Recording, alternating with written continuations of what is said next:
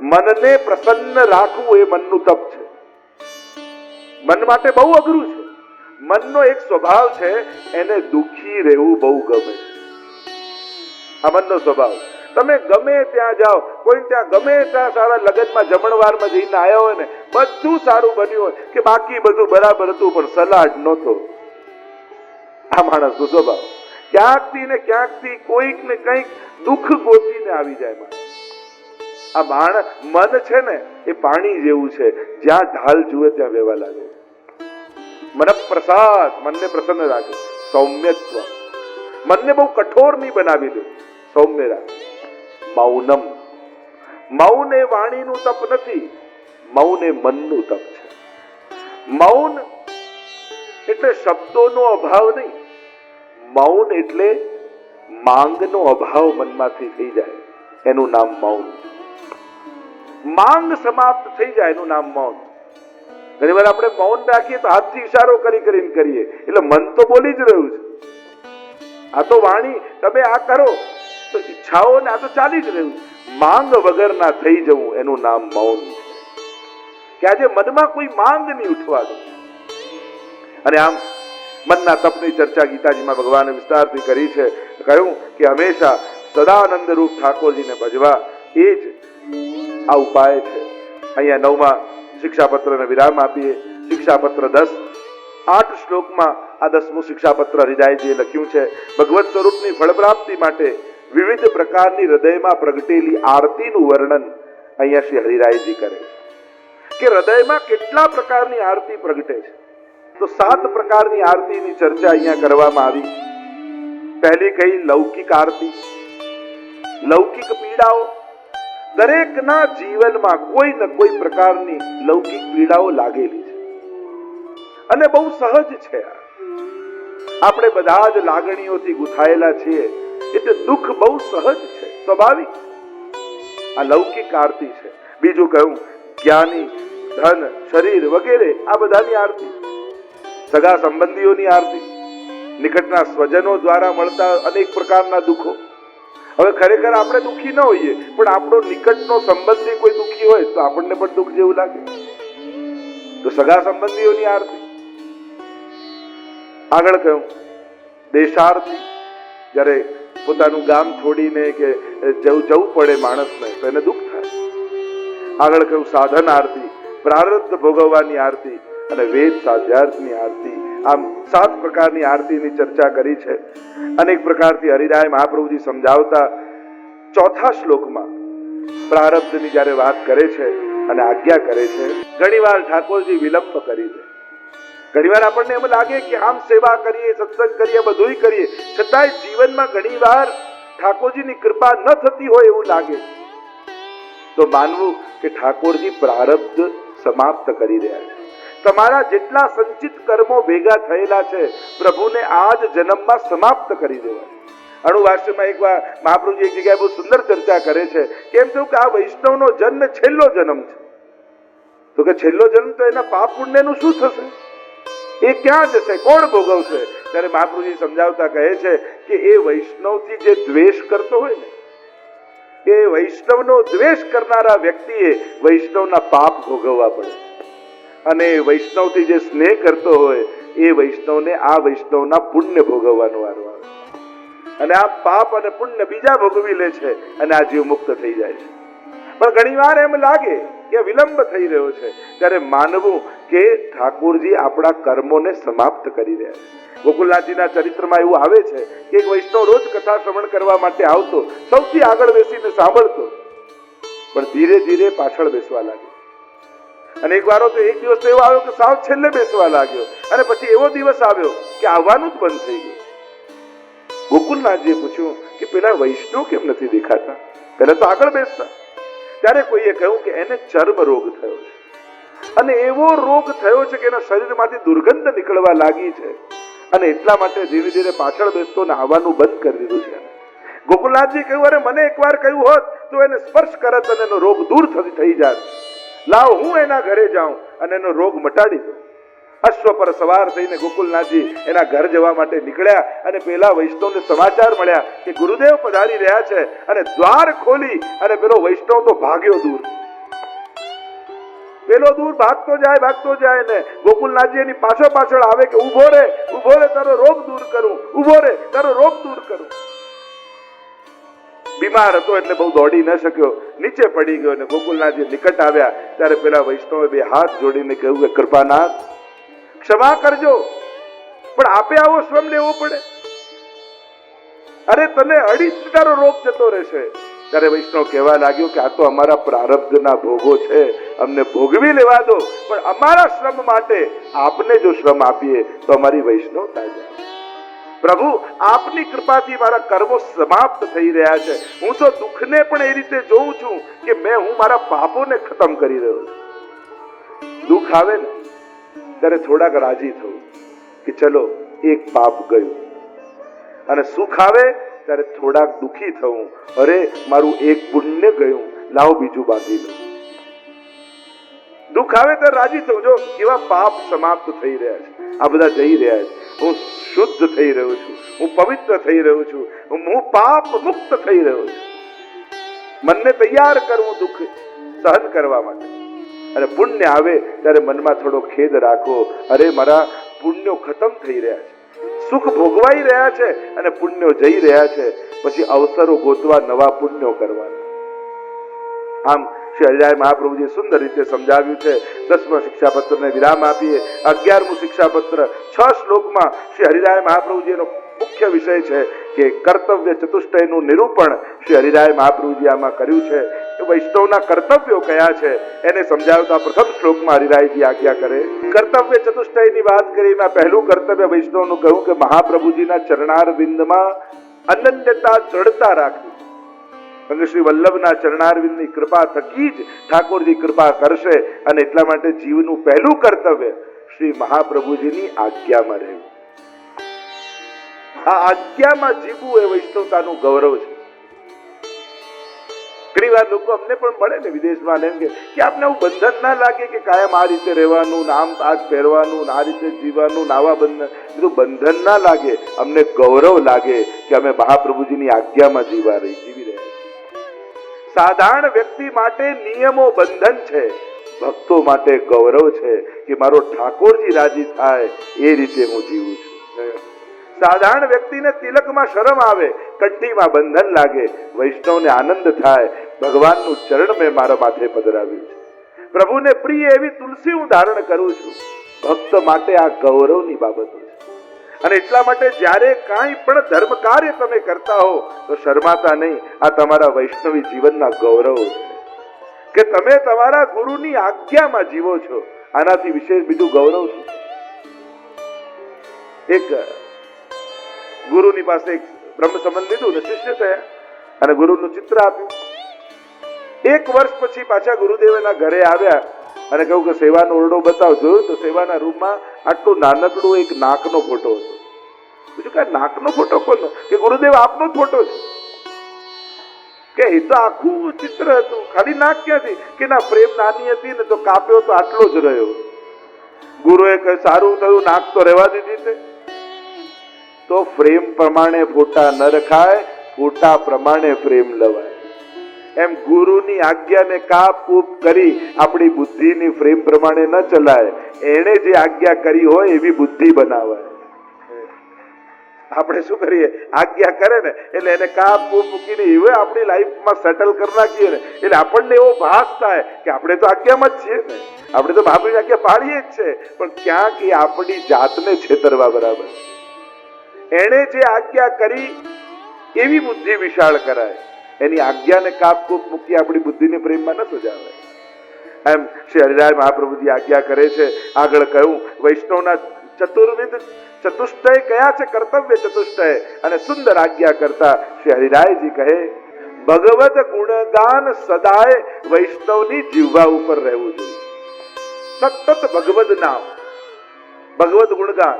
અને એક વસ્તુ યાદ રાખો, ભગવાનનું ગુણગાન છોડશો ને તો કોઈની નિંદા કરવાનો તક તમે તમારા મનને આપી રહ્યા છો, અવસર આપી રહ્યા છો.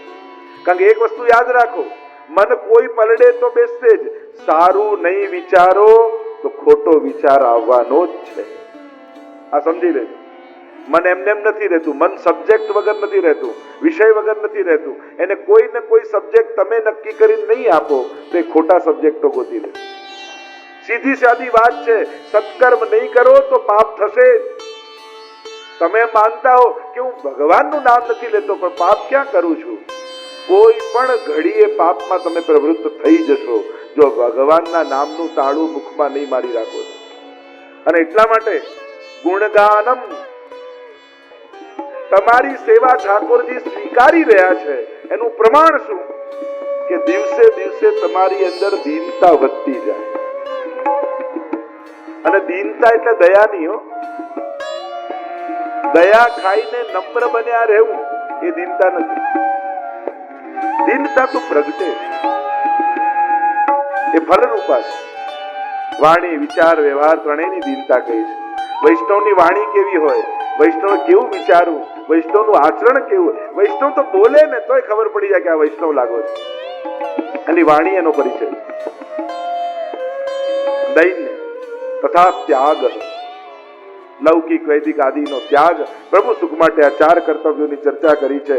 આગળ 12મા શિક્ષાપત્રમાં 16 શ્લોક દ્વારા શ્રી હરિરાય મહાપ્રભુજીએ કૃપા કરી વિરહ ભાવના દ્વારા ભગવત સ્મરણ એ મુખ્ય વિષય બતાવ્યો છે.